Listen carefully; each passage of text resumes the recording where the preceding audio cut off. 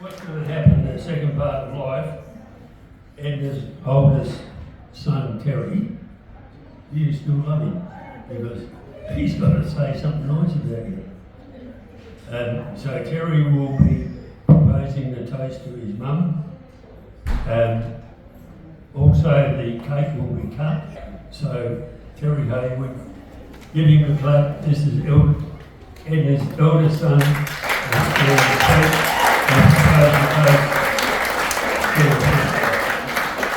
Thank you. Thank you.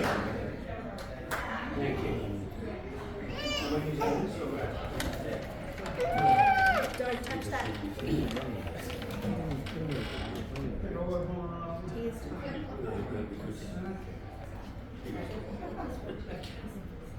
Can you hear me? Yes. Do I need this? Yes.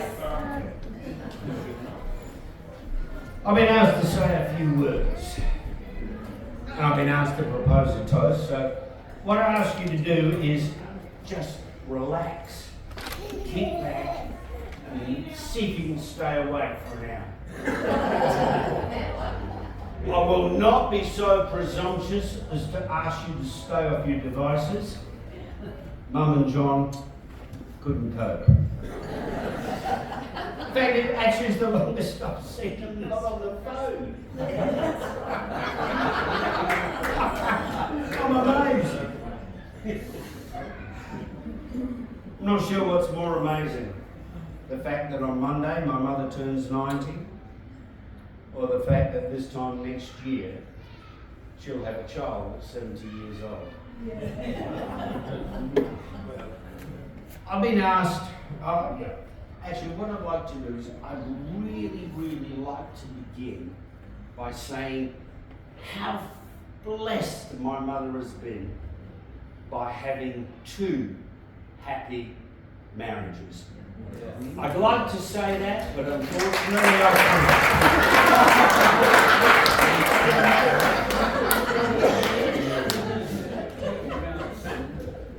You can stop.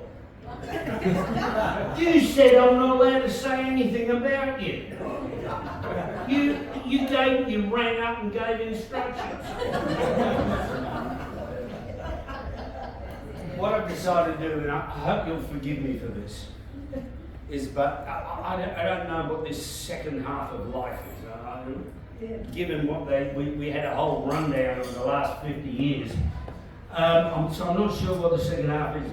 I don't know much about what happens after the pearly gates. I mean, I'm actually going to go in the other direction. I'm going to talk about my mother as my mother. And that's going to involve me talking about myself, so you'll have to forgive me. I want to talk about my childhood, and I want, not everything, but I want to tell you something about my childhood. I want to give you a few examples of things that I remember. But, I'm at an age where I am very aware that memories can be a little bit skewed. I know that when I talk about an event, someone else who saw it. You can't hear me? You cannot hear me? You cannot hear me? Now I am offended. A voice, I'm nearly as loud as Mick.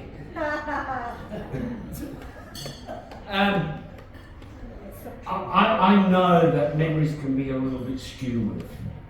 Like, the way I remember something and the way someone else remembers something, the same thing can be different.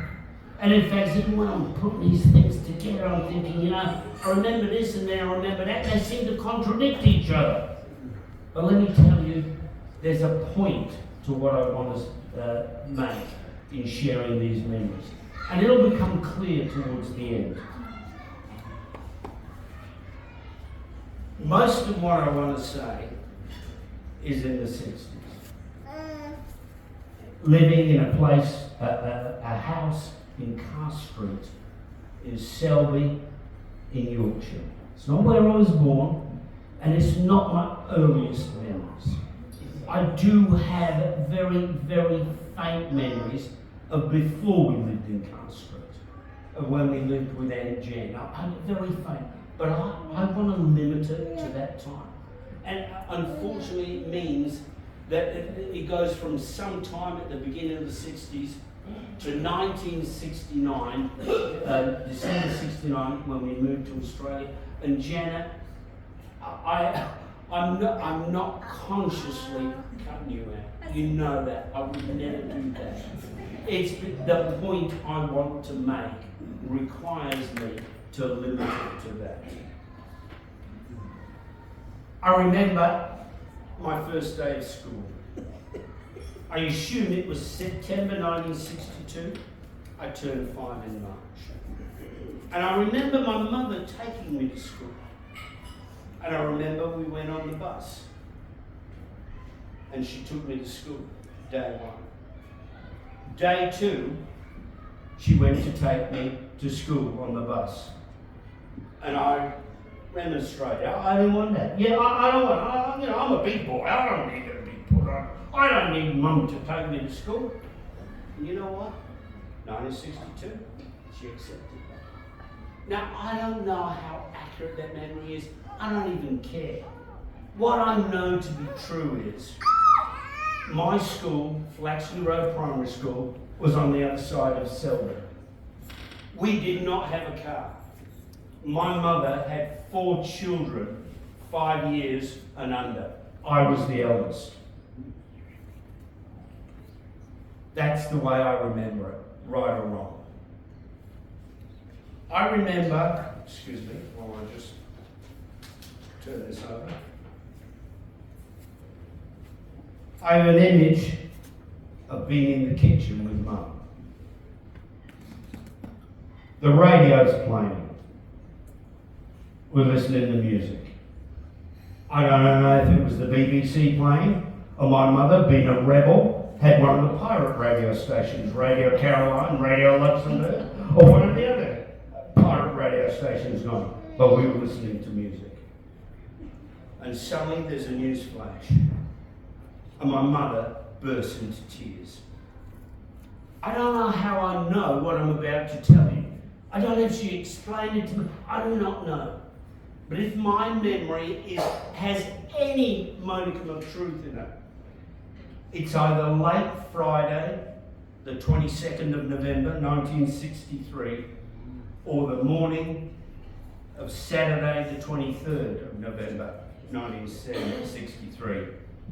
And the news flash has just announced the assassination of President John F. Kennedy. I say it could have been Saturday because obviously their time zone was much later than ours. Hang on, I've just got to make sure I haven't forgotten anything here. Sorry. No, that's right. I'm on track. As I remember it, no, actually, I want to tell you about Carl Street because I reckon, Mum, this is my earliest time. In Carl Street, this house we lived, 3 up, 3 down. When we first said, I remember we didn't have a bathroom. We didn't have an indoor toilet. I remember a house with a toilet that was on the end of the house with a coal shed between it and the house. That's what I remember.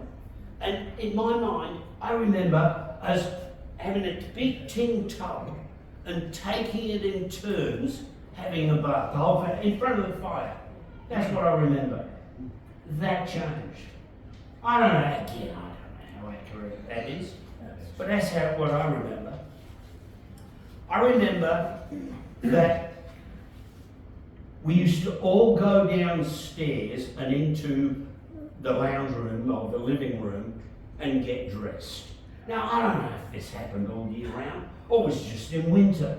And we'd get dressed in front of the open fire, someone would light the fire and we'd all go down and get dressed. And we'd have races. And I would dress myself and Mum would dress all the other 3. And you know what? I remember losing. Oh, you know how it is. you get sidetracked. However, you get sidetracked and just faffing about and mucking around.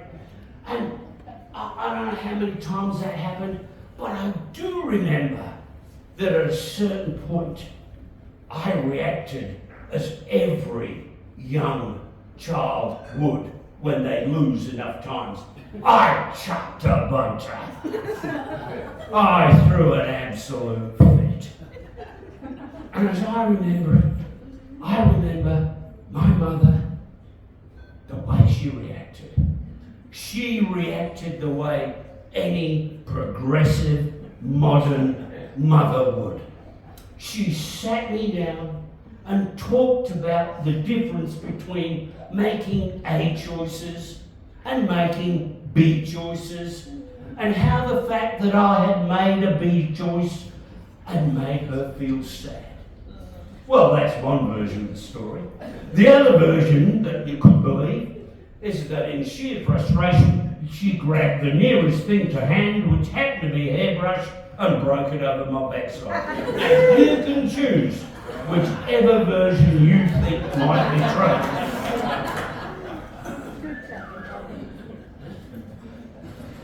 One memory I want to speak about that really does stand out to me. This is real. There's no maybes about this one. I'm sitting at the bottom of the garden. There's a brick wall, and I'm sitting at the leaning against it. I'm stressed. I am stressed out because something is going on inside the house that I sort of know, sort of understand, but sort of don't. It's July 1967, and I'm sitting at the bottom of the garden waiting for a home birth to occur. You may not know this, but in those days in England, you had your first child in hospital, and then after that, if everything went well, you were allowed to have a home birth. I was the eldest. I was born in Brighton General Hospital. I was born, my family will tell you, I'm sitting in school. I was born in Brighton on the south coast. Any further south and I'd be speaking French. But I am waiting for something that would change all our lives. The birth of this little blonde-haired, white-skinned little boy that just transformed all our lives. I'm talking about the birth of Neil. I can still picture him with a pram in the garden, sitting on a chair. The pram is upside down, and he's using the wheels as a steering wheel because he was obsessed with cars. That I remember, no doubt about it. But here's the point. This is something what I want to share. From 1957 to 1967, 5 of us were born. Janet was born in Australia in 1972, but 5 of us were born. In my mind, in that period, Mum raised us. That's how I remember it. My father worked every hour God sent and often worked away. One of the reasons we moved to Australia, because he was away so often, so much. Now I say that, but then I have a contradictory thought because I'm the lucky one that I remember Dad used to take me to Ellen Road to watch Leeds United. So I have the two conflicting memories of him, but I know that my mother raised us. And I know that the financial situation was not easy. I know that. I don't want to come across as complaining because I'm going to tell you in a minute some good stuff. But the reality was, we didn't grow up with the latest designer clothes and footwear and the latest football boots and shirts and soccer tops and all that stuff. We didn't get that. But I don't want to tell you that we had nothing. I can remember so many good things. I can remember annual holidays. 2 weeks every year we went to a caravan park called Primrose Valley on the Yorkshire coast, and in the early days, the very first time, Mum and Dad hired a car. We didn't have a car, hired the car. And we went there. Happiest memories of my life. Eventually we did get a car. I can remember getting a new bike. A brand new bike for my birthday. I can remember that. I needed it because I was moving from Flaxley Road to Selby Grammar and I needed a bike to get there. I also needed it because I had a paper round and I needed, that was on the other side of Selby and I needed a bike to do that. I remember that. I remember sitting at the bottom of the stairs every Monday morning looking at, remember we're in England, in the front door there is a post box, a slot that the post comes through, the newspapers come through, and I'm sitting there every Monday morning waiting for my Victor comic to be delivered because I loved comics. So I'm not here claiming that I had a horrible, life, that I got nothing. I'm just telling you that it was not easy. But I say this to all my siblings, including Janet. Who could forget our Christmases? I am convinced that this woman began planning Christmas in February at the very latest. Our Christmases, in my mind, and I believe my siblings would agree with me, were absolutely magical. I remember one year, we all loved music, we still do. We're musically inept, but we love listening to music. And I remember one year, I saw a toy record player. I don't know where I saw it. I don't know if it was one of the catalogues. My mum used to get this catalogue that was, you look through, in the beginning there's the women's clothing, then the next section is the men's clothing, then there's all the homewares and this, that and the other, and right at the end is the toy. I used to love looking through it. I don't ever saw that. I don't ever saw it in a toy store, but I just remember it. It was a red toy record player with a yellow turntable and it only played 45 RPMs. I remember that. For those of you who don't know what I'm talking about, tough. I don't know what you're talking about at the time with your devices. I remember that. And I did the whole routine. Please, can I have that? I promise. I will not ask for another thing. I don't want anything, just give me that. I did the whole what kids do. You've all seen it, all been there, done that. Get up Christmas morning, go downstairs, lounge room where all the, in every chair is a pile of stuff for each one of us. There is no toy record player, red with a yellow turntable. There is a full adult record player that plays not just 45 RPMs, but 33 1/3 RPM albums. Let me tell you, that was special. I think all my siblings could share stories just like that. And I could share many, many more memories, but I do want you to stay awake. But here's the point that I want to make today, this afternoon or this evening. All my memories, whether they're accurate or inaccurate, partly true, partly false, I don't know where they are and what they are. It doesn't matter. Every one of them is shaped by a fundamental belief, a bias if you like.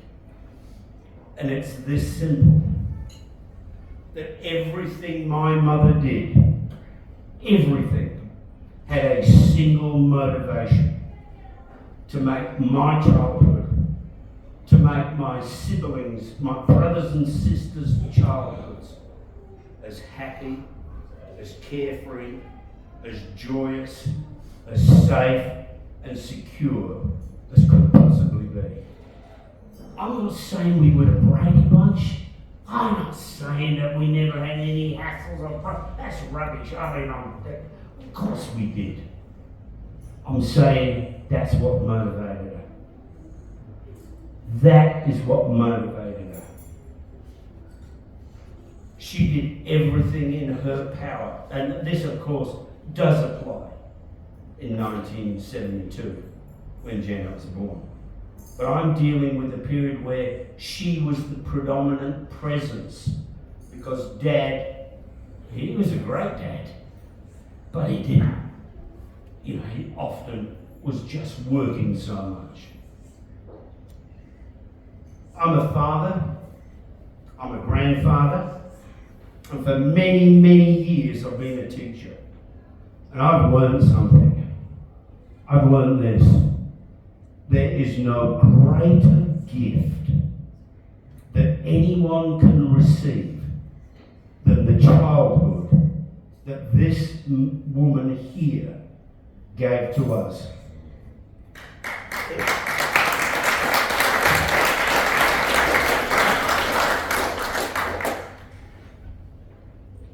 You can have all the money in the world and not have that.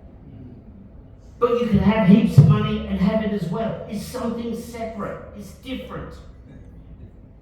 And I believe, and I mean this sincerely, that I speak on behalf of not just myself, but on behalf of 6 of us.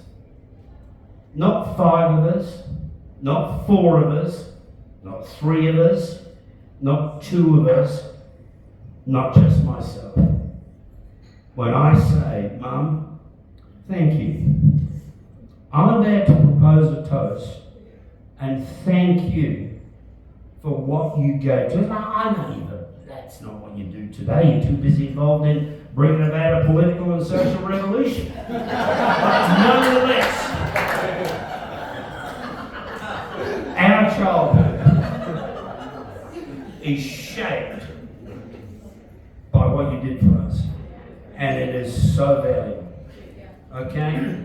I know you run a business and learn stuff and all the rest of it and you sell houses and stuff. But I'm going to tell you, back then, that's important.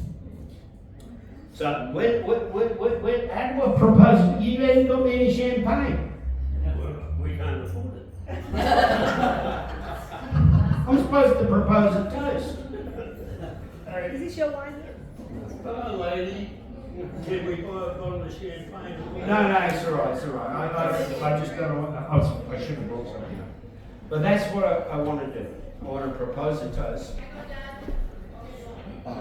There is no wine in that. Just water. You want water? This will do. So I'm going to ask everyone to stand. And we are going to do 2 things. We are going to propose a toast to my mother, Edna Tate, and we're going to wish her happy birthday. Oh, don't you love my daughter? They're beautiful. Okay. To Edna Tate. To my mother. Thank you. Happy birthday. Woo!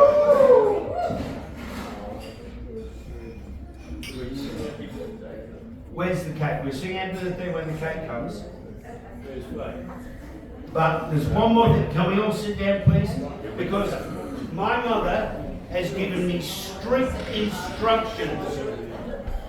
And these instructions I'm happy to obey because they say something about her. Her instructions, she's rang me so many, it drives me bloody crazy. Ringing me up, making sure I know this, that, and the other, and what I have to do.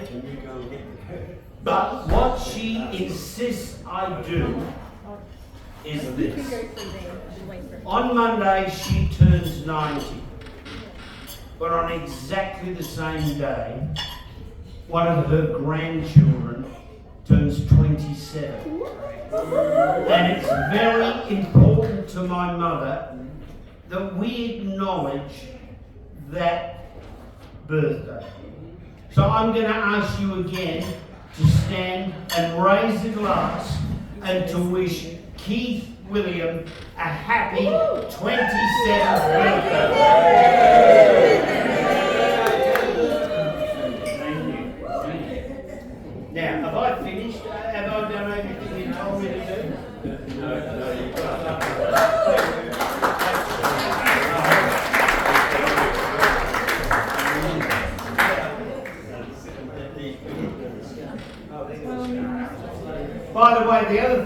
Well, I did have a list of all the positives about John Tate.